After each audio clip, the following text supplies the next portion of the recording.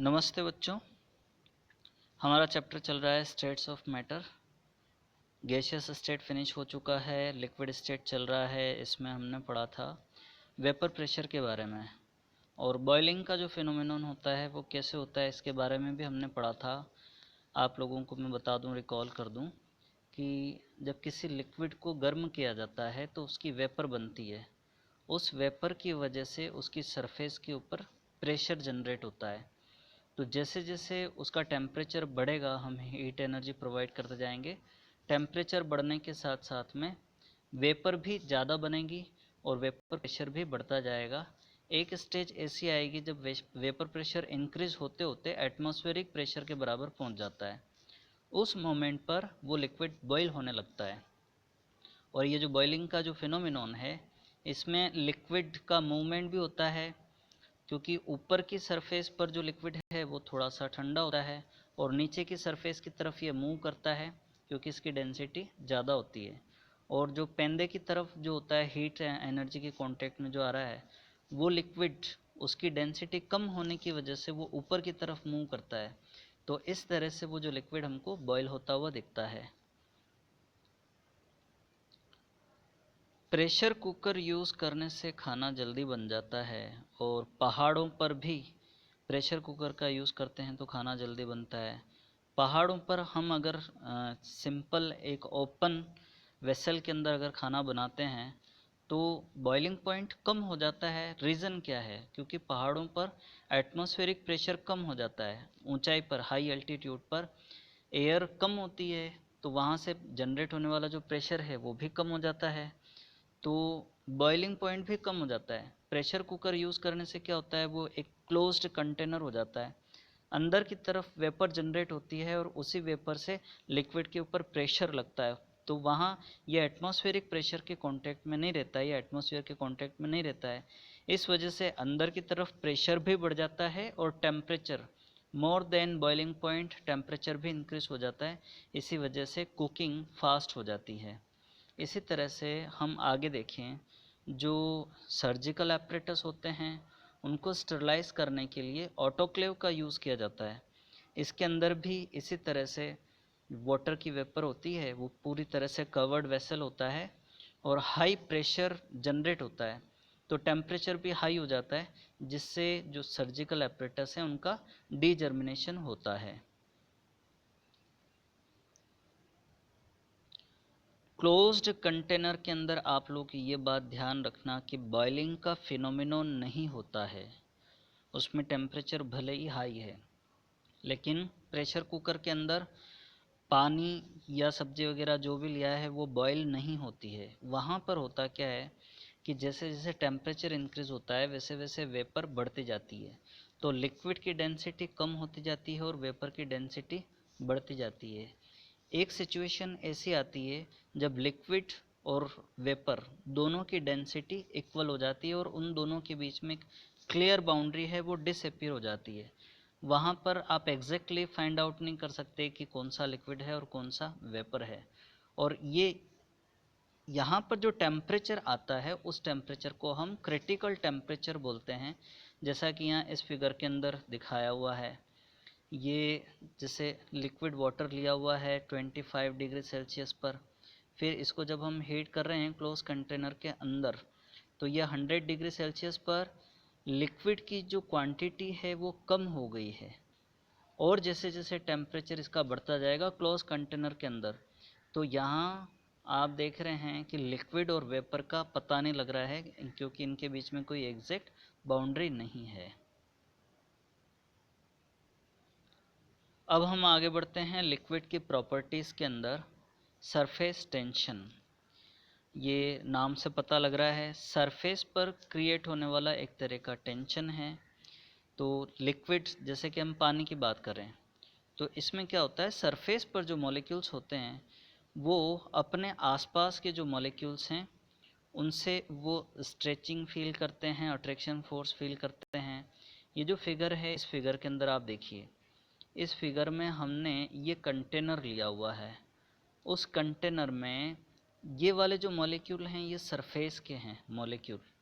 पहले हम इमेजिन करें, अंदर की तरफ कोई एक मॉलिक्यूल या पार्टिकल है, मान लो कि ये वाला, तो ये अपने चारों तरफ बहुत सारे मॉलिक्यूल से घिरा हुआ है। तो ये वाला जो मॉलिक्यूल है सेंटर वाला, अपने आसपास के इन सारे मॉलिक्यूल्स को अट्रैक्ट करता है और उनकी तरफ अट्रैक्ट भी होता है।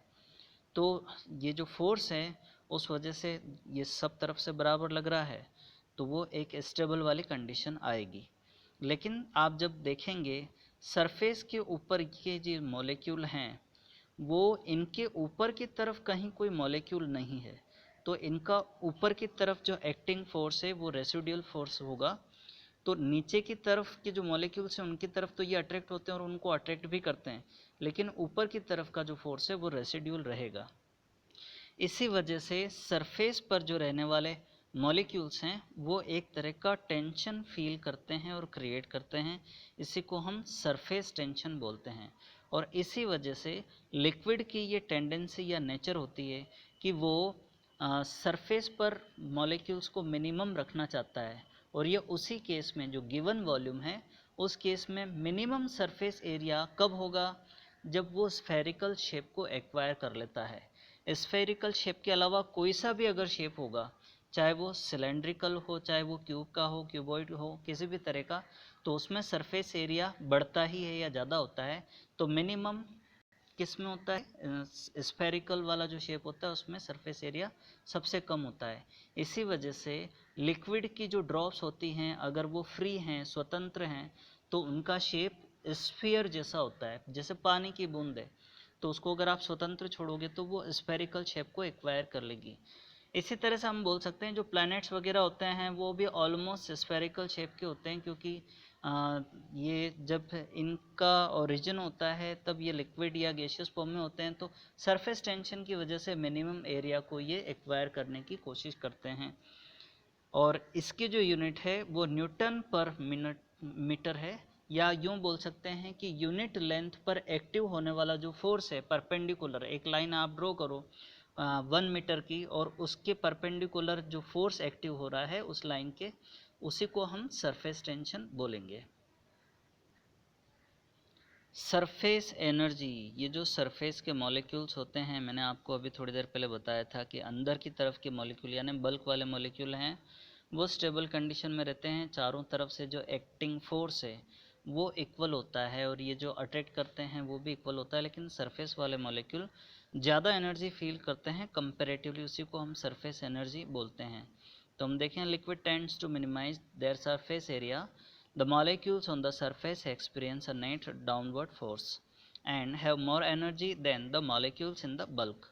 Therefore, liquids tend to have minimum number of molecules at their surface. The energy required to increase the surface area of the liquid by 1 unit is called surface energy. यानी अगर स्फेरिकल शेप है उसके अलावा अगर कोई और shape acquire करने की कोशिश करेंगे तो ऑब्वियसली सरफेस एरिया बढ़ेगा, तो उसके लिए एनर्जी की रिक्वायरमेंट भी ज़्यादा होगी। Unit of surface energy joule per metre square. Application of surface tension, mercury की अगर एक आप ड्रॉप लोगे तो वो स्फेरिकल शेप एक्वायर करती है, और आमतौर पे क्या है जो उसके जो पार्टिकल्स होते हैं या एटम्स होते हैं उनके बीच में फोर्स ऑफ अट्रैक्शन ज़्यादा होता है, सरफेस टेंशन भी ज़्यादा होगा, इसी वजह से वो स्फेरिकल शेप एक्वायर करते हैं। इसी तरह से रेत जो होती है अगर उसको आप नदी के बॉटम में से निकालोगे और बाहर की तरफ, तो पार्टिकल्स स्टिक हो जाते हैं एक दूसरे के साथ में, वो चिपक जाते हैं, उसका भी रीज़न यही है सरफेस टेंशन। इसी तरह से अगर कोई पेंटिंग ब्रश है उसको पानी के अंदर आप डालोगे तो उसके जो हेयर्स होते हैं वो बिखरे हुए रहते हैं, लेकिन जैसे ही आप पानी से बाहर निकालोगे तो वो आपस में बाइंड हो जाते हैं, वो सरफेस टेंशन की वजह से ही होता है। या इसी तरह से कैपिलरी एक्शन के बारे में आपने सुना होगा। कैपिलरी एक्शन एक बहुत पतली सी होलो ट्यूब होती है, उसको जब आप किसी लिक्विड के अंदर डिप करते हो तो लिक्विड तुरंत ऊपर की तरफ चढ़ता है। उसके पीछे रीज़न क्या है, क्योंकि ये जो सरफेस होती है उसके कांटेक्ट, जैसे ग्लास के सरफेस उसके कांटेक्ट में आते हैं तो सरफेस टेंशन जनरेट होता है, तो लेवल उसका प्रॉपरली बन नहीं पाता है। उस लेवल को एक्वायर करने के लिए ये लिक्विड ऊपर की तरफ मूव करता है, लेकिन ये ग्रेविटेशनल फोर्स की वजह से नीचे की तरफ भी अट्रैक्शन फील करता है। तो एक लेवल पर जाकर के ये स्टॉप हो जाता है, जहाँ पर दोनों सरफेस टेंशन और ग्रेविटेशनल फोर्स दोनों इक्वल हो जाते हैं। ये कैपिलरी एक्शन और उसका एग्जाम्पल बताया हुआ है, लिक्विड राइज और fall in thin capillary tube. आप यहाँ इसके अंदर देख रहे हैं इस एग्जाम्पल, ये जो कैपिलरी एक्शन, और इसमें लिक्विड ऊपर की तरफ जो मूव कर रहा है वो आपको दिख रहा है। यहाँ ध्यान देना, अगर आप गौर फरमाएंगे तो आपको ये पता लगेगा कि सरफेस टेंशन की वजह से जो इसका लेवल है वो लेवल कॉनकेव लेवल हो जाता है। तो ये अपने लेवल को बनाने के लिए या मेंटेन करने के लिए ये ऊपर की तरफ मूव करता है। वाटर वाले केस में मैं बात कर रहा हूँ, तो इसी को ये कैपिलरी एक्शन हो गई। लेकिन मर्क्यूरी वाले केस में उल्टा होता है। रीज़न क्या है? क्योंकि मर्क्यूरी में ये जो ग्लास की जो ट्यूब हमने ली हुई है, तो इसमें ये जो लिक्विड है इस तरह का लेवल बनाता है, क्योंकि ये जो मेटल के पार्टिकल्स हैं वो ग्लास के साथ में फोर्स या फोर्स ऑफ अट्रैक्शन इनका नहीं होता है। उस वजह से यहाँ पर ये इफ़ेक्ट उल्टा आता है, तो ये नीचे की तरफ मूव करता है। Droplets of a liquid is spherical in gravity-free environment. Next topic आ रहा है विस्कोसिटी। इसको हिंदी में विस्कासिता या शांता भी बोलते हैं। ये लिक्विड की जो फ्लो होने की प्रॉपर्टी है उससे रिलेटेड है। फ्लो होने में जो रेजिस्टेंस क्रिएट होता है उसी को हम विस्कोसिटी बोलते हैं, और ये इस बात पर डिपेंड करता है कि उसके मॉलिक्यूल्स के बीच में फोर्स ऑफ अट्रैक्शन कितना होता है। जैसे हम एक एग्जांपल लें, पानी इजीली फ्लो होता है, लेकिन जो शहद है या हनी है वो उतना इजीली फ्लो नहीं होता है। हम बोल सकते हैं कि जो शहद है उसके अंदर विस्कोसिटी ज़्यादा है। तो it is measure of resistance to flow of liquids. It is due to internal friction between layers of liquids as they slip past one another. Greater the viscosity, more slowly the liquid flows. जितनी ज़्यादा viscosity होगी तो liquid उतना कम speed में flow होगा। Viscosity of liquid decreases with increase in temperature because molecules have high kinetic energy which will overcome intermolecular forces. अगर आप temperature increase करोगे तो पार्टिकल्स की एनर्जी बढ़ जाएगी, तो विस्कोसिटी भी कम हो जाएगी। बिल्कुल इसी तरह का इफेक्ट सरफेस टेंशन पर भी एप्लीकेबल होता है, जिसमें जब आप टेम्परेचर राइज करते हैं तो सरफेस टेंशन भी कम हो जाता है। अब विस्कोसिटी को हम लेमिनार फ्लो से समझने की कोशिश करें। आप ये देखिए, इसमें इमेजिन कीजिए, ये जो फिगर आपको दिख रहा है कॉर्नर में, इसके अंदर आप इमेजिन कीजिए बॉटम की तरफ जो लेयर है लिक्विड जो फ्लो हो रहा है, बॉटम वाली एक तरह की स्टेशनरी स्टेट मान लीजिए, जहाँ पर ये जो लेयर है उसके लिए v की वैल्यू 0 है, यानी ये एक तरह से मूव नहीं कर रही है। फिर इसके ऊपर ये अलग अलग लेयर्स आपको दिख रही हैं, तो जो सबसे फास्ट स्पीड में मूव करेगी वो सबसे ऊपर वाली लेयर होगी। तो जैसे जैसे आप नीचे की तरफ मूव करोगे तो उनकी स्पीड कम होती चली जाएगी। फिर इसी को थोड़ा और हम इस डायग्राम से समझने की कोशिश करें। इसके अंदर ये वाला जो सरफेस आपको दिख रहा है ये स्टेशनरी सरफेस है, और इसके ऊपर ये अलग अलग लेयर्स हैं। इन लेयर के बीच की जो डिस्टेंस है उसको आप dx मान लीजिए, और ये जो ग्रेडियंट है वेलोसिटी ग्रेडियंट, जिसे अगर मान लो ये वाली जो लेयर है इसकी वेलोसिटी v है, तो ऊपर वाली जो लेयर है उसकी वेलोसिटी ज़्यादा होगी, प्लस dv आप ऐड कर दीजिए उसमें। नीचे वाली जो है उसके लिए माइनस dv, यानी v में से dv को माइनस कर दीजिए, इतनी कम होगी। तो dv को इस तरह से आप माइनस करते जाइए, अल्टीमेटली आप पाओगे कि यहाँ पर v की जो वैल्यू है वो 0 हो जाएगी। अब ये जो फोर्स है वो फोर्स, इस पे जो एक्टिव फोर्स है फ्रिक्शन फोर्स, वो कुछ फैक्टर्स पर डिपेंड करता है। जैसे कि आप इसमें देख रहे हो, पहला वाला जो है area of the layer and it's directly proportional to it, F is directly proportional to A.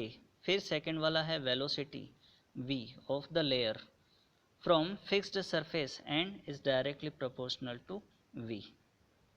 फिर इसी तरह से हम आगे बढ़ें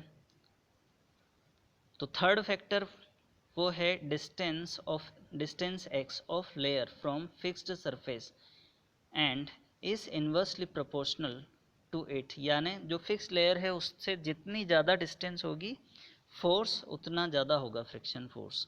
ओवरऑल अगर आप देखोगे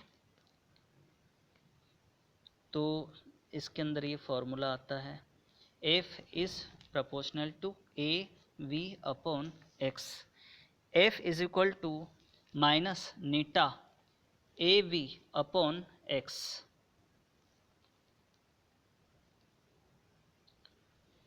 इसके अंदर ये जो प्रोपोर्शनल का साइन है इसको रिमूव किया तो माइनस नीटा, यहाँ पर ये प्रोपोर्शनलिटी कांस्टेंट है जिसको हम कोफिशिएंट ऑफ विस्कोसिटी भी बोलते हैं। फिर हम आगे बढ़ते हैं, F is equal to minus eta a into d we upon D x. ये जो d we upon D x है इसी को हम वेलोसिटी ग्रेडियंट भी बोलते हैं। अब इसकी डेफिनेशन देखते हैं हम। To maintain uniform flow of liquid a force equal to viscous force is to be applied on the liquid. ये जो एक्सटर्नल फोर्स है यही क्या है, eta A D we upon D X. यहाँ जो आप ऊपर वाले फॉर्मूले के अंदर माइनस का साइन देख रहे हैं ये वेलोसिटी की जो डायरेक्शन है उसकी ऑपोजिट डायरेक्शन में लगने वाला फोर्स है। Coefficient of viscosity, MKS unit के अंदर जो विस्कोसिटी है उसकी यूनिट kgf सेकेंड पर मीटर स्क्वायर होती है। MKS यानी मीटर किलोग्राम सेकेंड वाला सिस्टम। CGS के अंदर इसकी यूनिट हो जाएगी डाइन सेकेंड पर सेंटीमीटर स्क्वायर। इसमें ये ध्यान रखना कि जो न्यूटन पर मीटर स्क्वायर है, आपको पता है कि यूनिट एरिया पर लगने वाला जो फोर्स है उसी को हम प्रेशर बोलते हैं। तो ये न्यूटन पर मीटर स्क्वायर भी ये फोर्स ही है और SI यूनिट के अंदर ये जो फोर्स के लिए टर्म यूज़ की जाती है वो न्यूटन है। तो newton per metre square is equal to, इसको हम 1 पास्कल के बराबर भी बोल सकते हैं। तो SI यूनिट क्या हो जाएगी विस्कोसिटी की, न्यूटन सेकेंड पर मीटर स्क्वायर, और CGS के अंदर डाइन सेकेंड पर सेंटीमीटर स्क्वायर। तो इस तरह से ये जो आपका चैप्टर है स्टेट्स ऑफ मैटर फिनिश हो चुका है। आप लोग नोट्स बना करके मुझे सेंड कीजिएगा। Thank you.